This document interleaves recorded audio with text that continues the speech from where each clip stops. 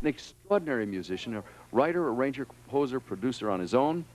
This album is co-produced. Actually, it's produced by a fellow named Phil Ramone. I want to find out why an accomplished producer turns the reins over to somebody else. This is the giant hit from Flashdance, Maniac, Michael Sembello.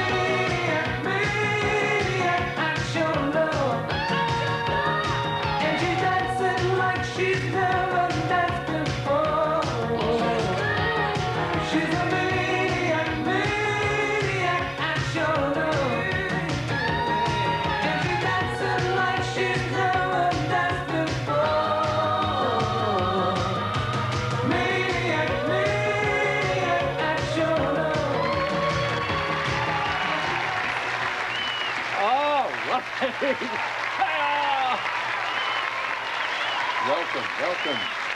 You want to relieve yourself of it? You know, years and years ago when you were out touring around with Stevie Wonder and playing guitar, what'd you learn from that experience? How to eat candy bars and salads. Now you're into the weightlifting and better health habits now? Yeah, actually, I was a vegetarian for 8 years the whole time, and I mean, going to Japan and being a vegetarian in different countries, it doesn't work out, so I became a bodybuilder. and start eating meat again. So You're an extraordinary guy. Quickly, let me introduce your cohorts here. Over on this, what is that to begin with? Not the guy, but the thing he holds in his hand. 45 millimeter synthesizer. Now that's actually Don Freeman Hi, on Don. synthesizers. And behind him, Dennis Matkosky, co-writer of the song Maniac as well. congratulations, Dennis. Mr. Gordon Peeke. Gordon, thank you very much. Now, we rarely have cellists with us in the back. Now, I mean, would you stand up and let us see your chairs? I mean, I mean, after all, we have everything here on this. Look at little provincial chairs and all of the goodies. Let's sit, folks, and we'll throw the light back. The gentleman first. Dennis Karmazian on cello. Thank you, Dennis, and the lady. And Paula Holkalter. Thank you, Paula, very much. And lastly, My little brother Dan Sembello.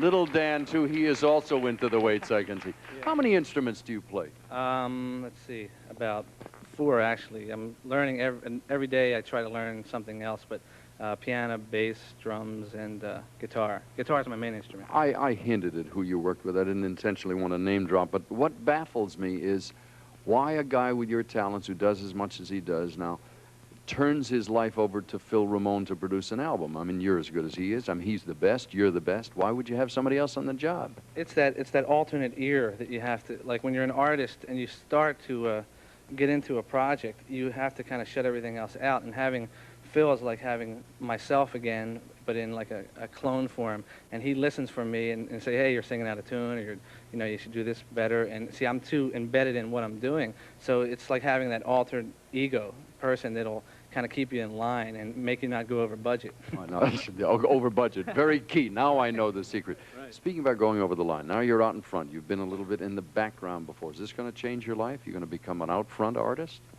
Yes, I guess it will, but it's music to me. As far as, I don't think it'll change my personality or anything. Because from 18 years old, being with Stevie Wonder and being in front of a lot of people and different things doesn't really, I think I can handle it now.